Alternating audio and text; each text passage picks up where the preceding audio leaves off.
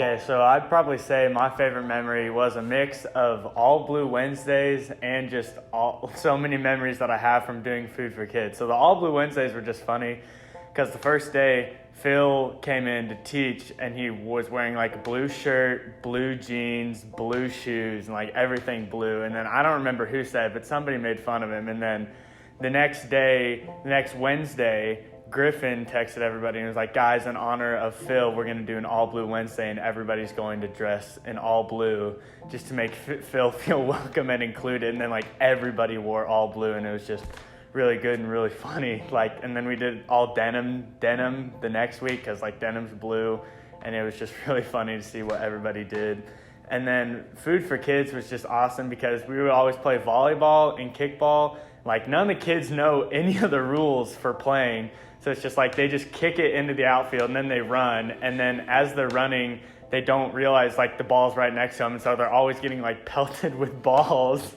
And it's just so funny because we'll play volleyball and it's like you have to volley it and you just have to like, they all want to see how long they can keep it in the air. And then we're supposed to be in a circle, but half the time they just run into the circle and they just spike it right into the floor. And it's like, dude, what are you doing? But they just do it anyway. And it's just, they're just having fun, and it's hilarious watching them do it. I've had people throughout my life who have had bad experiences with the church, and because of that have walked away from their faith, either because of people who have hurt them or just a belief system that was really burdensome and really law-driven. And I've always been super understanding of why they've chosen to kind of walk away from their faith. And it's also been really hard for me to tell people that I'm a Christian because I know that once I say that, they're going to have a million different thoughts come into their mind about what I'm like, either because of people that they've met or just stereotypes that they have about Christians. So I've always known that there's a lot of issues within religion, and I know how to treat people with the love of Jesus, but it's kind of been hard for me to know how to share the gospel with people without it being affiliated with religion. And so this book that we read this summer really validated my feelings that I have about just religion and the whole institution and how people have had issues with it. And it's also given me some really good tools about how to share of Jesus and share Jesus's love with people without having to defend Christianity. And it's also just made Jesus a lot more compelling to me to see all the lives that were impacted in the book. Because people really don't need another person telling them that you're wrong and I'm right in another argument. They need to be shown and shared the love of Jesus, which is what really changes hearts. So the funniest memory from the internship for me would have to be every time that Luke brought in like a different obscure kind of food to eat while we were doing the internship. And so the first time was whenever he brought in like a gallon bag of cold chicken and he was just like eating it at 9:30 in the morning, and he was just getting a bunch of like weird looks and everybody was asking him like, what are you eating? Why are you eating that? And so he eventually just like stopped and addressed the whole group and just told us how he like made his chicken and why he was eating it, and it was just super funny. And then he would bring in apples like all the time and just like crunch them really loud in the middle of like somebody sharing like a deep story about their life. And then he also one day brought in a chicken salad, which just looked really not appetizing, but he was just eating it at like 10 in the morning, which is just so bizarre to me.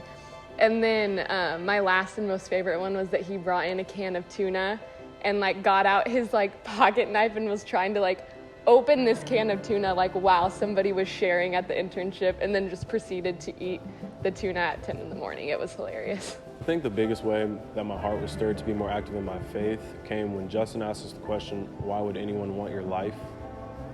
And that's meaning the spiritual aspects, not necessarily the physical aspects. And honestly speaking, at this point in time, I don't think anyone would want my spiritual life, because I've been just sort of a lazy Christian throughout the years. But I think God has given me the platform, being in college athletics, to necessarily not fit the stereotype and to show people that my identity is in Christ. And I don't think that's something that you necessarily always get in college athletics. So I think sort of my influence through that could potentially influence others and motivate others to carry out just like their faith and pursue faith. And hopefully I can bring or others along with me on my journey. So. So we did the Enneagram test the second week of iPad, and I thought it was just gonna be a fun activity, like get to know each other type of thing. And then we got our results back from the test, and it was pages of information. And I was intimidated at first because I had no idea what any of these things meant, and I was like, why? There's so much information from just little questions. And whenever Brad, the Enneagram expert, went through everything with us and explained everything, it really enlightened me. And there was just so much information that I already kind of knew about myself, but was almost too scared to just like work through and bring to the surface.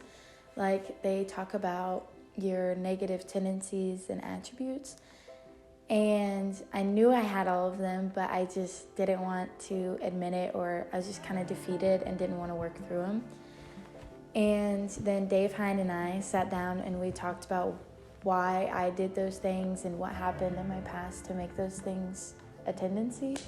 And so we sat there and we really worked through it. And I think doing that and knowing that information really just is making me a better Christian and leader and friend and just an overall person.